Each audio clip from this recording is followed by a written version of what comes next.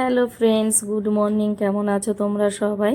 Mom and children ব্লগে তোমাদের সকলকে স্বাগত জানিয়ে আজকের ব্লগটা শুরু করছি। তো দেখো, ছেলে আমার উঠে গেছে, তো ওকে নিয়েই চলে এসেছি কিচেনে। এখন ওর জন্য একটা টিফিন বানিয়ে দেব। তো একটা ব্যাটার বানিয়েছি, তার মধ্যে দেখো একটু পেঁয়াজ কুচি আর আটা আর একটা ডিম ভেঙে দিয়েছি, তাই দিয়ে ওকে বানিয়ে দিচ্ছি। ও এটা খেতে পছন্দ করে, আর বাড়িতে বাচ্চারা যেটা খেতে বেশি পছন্দ করে তো মারা সেগুলোই চেষ্টা করে যে খাওয়ানোর। এখন আমি আর আমার ছেলে বেরিয়ে পড়েছি মেয়েকে আনার জন্য। দেখো, এখন বাজে 11:30, কিন্তু মেয়ে আসবে 12টার সময়। আধা ঘন্টা আগে বেরিয়েছি, একটু দোকানে যাব, তো সেই জন্য। আর দেখো, দোকানে চলে এসেছি, একটা রিমোটের ব্যাটারি কিনতে হবে, তো সেটাই নেওয়ার জন্য এসেছি। আর কিছু সাবান এইসব নেব। তো দেখো, আমার ছেলে এখন চকলেটটা দেখছে, ও চকলেট নেওয়ার ইচ্ছা হয়েছে কিন্তু বলছে না, হাতটা দিয়ে দেখাচ্ছে মা আমাকে এটা কিনে দাও। তো ওকে চকলেটটা কিনে দিলাম। দেখো, বাসটা চলে এসছে আর আমিও তাড়াতাড়ি চলে এসেছি, কারণ দোকানটা বেশি দূর ছিল না, আমাদের ক্যাম্পের সামনেই দোকানটা ছিল। আর এইদিকে দেখো, খুব বৃষ্টি হচ্ছে, তো মারা সবাই দাঁড়িয়ে আছে বাচ্চাদের নেওয়ার জন্য। দেখো, সব একে একে বাচ্চারা নামছে, তো আমার মেয়েও নামছে, ও একটু লাস্টের দিকে বসেছে, এই জন্য ধীরে ধীরে নামছে।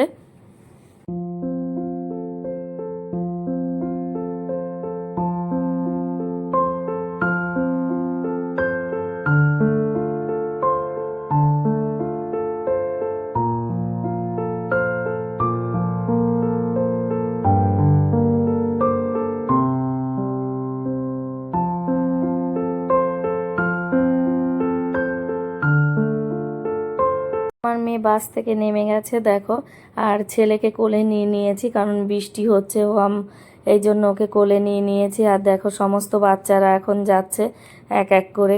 আর বৃষ্টিটাও শুরু হয়েছে এই মুহূর্তে, এর আগে বৃষ্টিটা ছিল না। তো দেখো, এটা হলো হসপিটাল, আর মেয়ে যাচ্ছে। এখন দেখো, ঘরে এসে গেছি। এখন দুপুরে রান্নাটা আমি করে নেব। তো এইদিকে ডাল চড়িয়েছি, ডালটা হয়েই গেছে প্রায়। আর বানাবো হচ্ছে একটা নিরামিষ, তো পুঁই শাক দিয়ে আলু কুমড়ো দিয়ে একটা নিরামিষ বানিয়েছি। তো দেখো,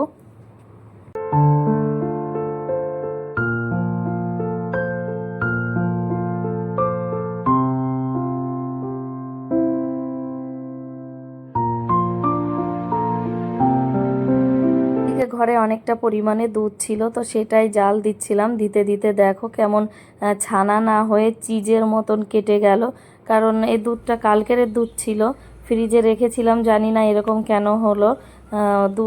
ছানাটা না হয়ে কেমন চিজের মতন হয়ে গেছে।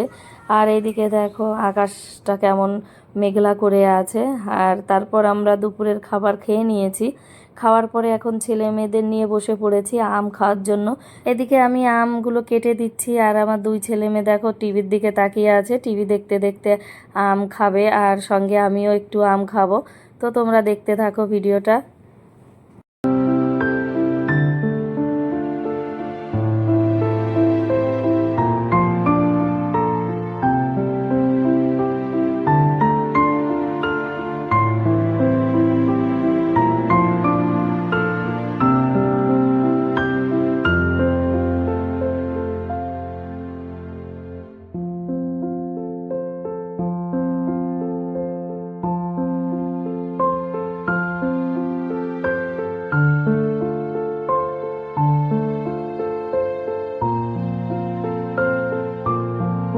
আম খাওয়া কমপ্লিট হয়ে গেছে, তারপর এদের নিয়ে চলে এসেছি শোয়ার জন্য। তো দেখো, শুতে এসে কি কাণ্ড করছে, বিছানাপত্রর কোনো চেহারা নেই, এই রকমই হয়ে যায়। তো দেখে মনে হচ্ছে না যে এখানে একটু শুয়ে পড়ি। কাজ করার পর খুব কষ্ট হয়ে যায়, ভাবি একটু শুয়ে পড়বো, কিন্তু এদের কাণ্ড কারখানা যা করে, তারপরে আর শুতে মন চায় না। শুয়ে পড়লেও ঘুম আসে না, কারণ এরা যদি সব সময় এইরকম করতে থাকে তাহলে আর কি ঘুম পায়? আমার ভীষণ কষ্ট হয়ে যায়, কিন্তু কি করব বলো, তবুও এদের পাশে বসে থাকতে হয়, বসে দেখতে হয় কি বদমাশি করছে। আর দেখো, বেডশিটটা কি করে দিয়েছে, একদম গুটিয়ে গোল করে দিয়েছে। খেলতে খেলতে দেখো, এখনই মারপিট শুরু হয়ে গেছে, আমার মেয়ে কান্না শুরু করে দিয়েছে। আর ছেলেটা খুবই দুষ্টু, শুধু ওর দিদিকে মারতে থাকে। আর আমার মেয়ে কিন্তু ওকে একদমই মারতে চায় না, বলে ভাইয়ের কষ্ট হবে। এই দেখো, শুধু ওই মার খায় আর কান্না করে। আর আমার ছেলেটা একদমই কথা শোনে না, একদম দেখো কিভাবে গিয়ে ওর গায়ের উপর পড়ছে। দুজনারই খেলা মারপিট সমস্ত কিছু কমপ্লিট হয়ে গেছে, কিন্তু লাস্ট পর্যন্ত কেউ আর ঘুমোয়নি। তো তারপর আমি চলে এসেছি বেডশিটটা চেঞ্জ করার জন্য। দেখো ওই বেডশিটটার অবস্থা এমন করেছিল যে ওটা আর পাতা গেল না। লাস্ট পর্যন্ত ওর উপর ছেলে জল ঢেলে দিয়েছিল। তো দেখো আমি বেডশিটটা চেঞ্জ করে নিয়েছি, আর আমার ছেলে কি করছে, যখনই দেখে ক্যামেরাটা অন আছে তখনই এরকম দুষ্টুমি করে। আর দেখো মুখটা কি করছে।